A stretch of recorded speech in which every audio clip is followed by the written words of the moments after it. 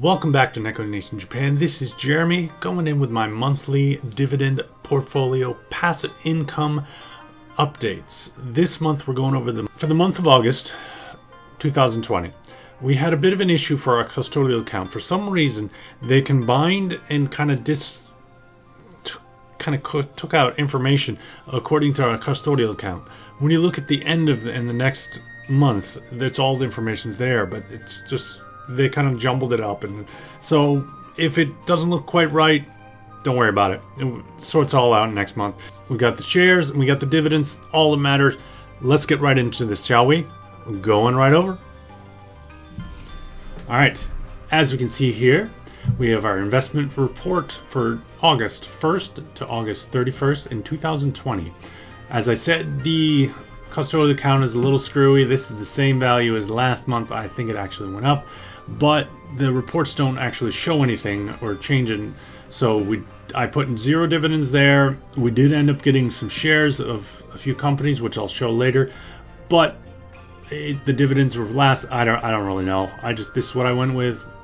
Figure it out. All right. So we had a Roth payment of $58.24, and this Roth account has gone up considerably from the original $28,000 to now $41,858. Our individual account is up to $17,782, and the custodial account would just say for this month and last month is fine, $6,240.27. So our total for this month is $66,546.48.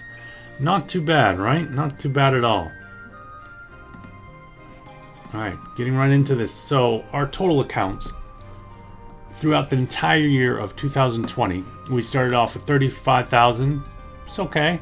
Going down because of the global pandemic, and then government stimulus kicked in. I put in $20,000 in the accounts. I started buying some nice shares in certain companies. Then it shot up to $55,182. Then $57,000, $58,000, $61,000, now $66,546.48. That's quite the growth for the year, and it's not done yet. It's looking pretty good though. Alright, so breaking it down by month.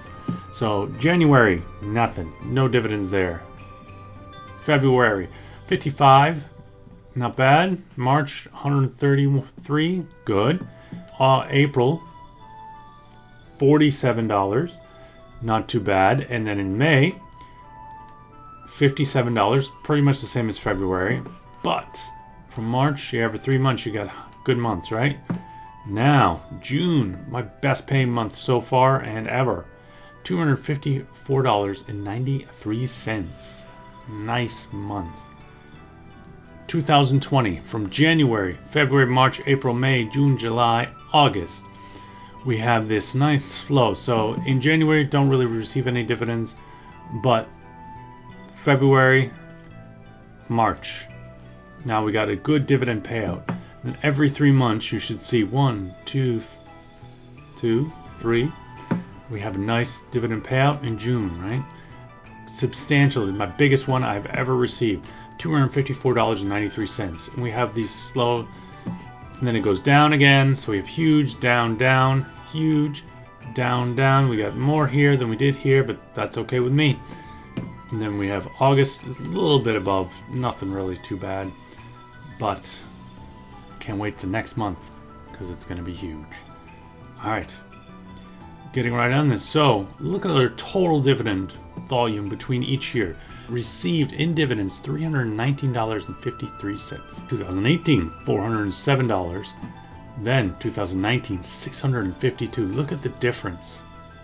It's getting bigger and bigger. And we've received more than we have last year by almost $100, and we're not even done yet. Awesome. More and more every year, right? $652.36, sorry. Now, this year, $724.07. Nice. Alright, so we're just going to run through some of these. This just to show exactly what my accounts are, what the positions are in each location. Nothing too bad. You know, We have good dividend payers, good steady income throughout the months. I want to get it to $12,000 every year to cover all of my mortgage payments. Hopefully that comes sooner than later. Not too bad. We're getting 700. 700 is quite a bit shy to 12,000, but what are you gonna do? I guess the one really downside with this account, I bought just some of these companies far too light. McDonald's, I only bought 7 shares. Kind of ridiculous. So I should have bought much heavier and restricted the amount of companies to start off, and just slowly, like some of these other ones I've worked up there. Coca-Cola, it's a good amount. Apple, I wish I got more, of course. That's the one thing I wish I had changed. I wish I would have bought heavier on the specific position, built the one position, and then let it set maybe at a 50 to 100 shares, depending on the company and the company's price, and just sat on and waited. But I digress. That's what I did, and it's what it is. I want to build out some of these positions further on, but with it being a Roth account, I only can deposit $5,000 per year, and with me not being in America, it doesn't make much of a sense for me to do that. I really look forward to seeing how many shares, and what the price total is going to come out to. It's going to be great. I can't wait to share it with everybody. All right, and custodial account. It's a great little balanced portfolio. This is, I definitely say, with my individual and my custodial, I went about it a little bit better. Bought whatever particular stock it is, a little bit heftier chunk of it, and all of them are great value. So I didn't actually spend that much money, 50 shares, and I spent about what I did for, not too many shares at all. But I digress. All right, so what we have here, amazing.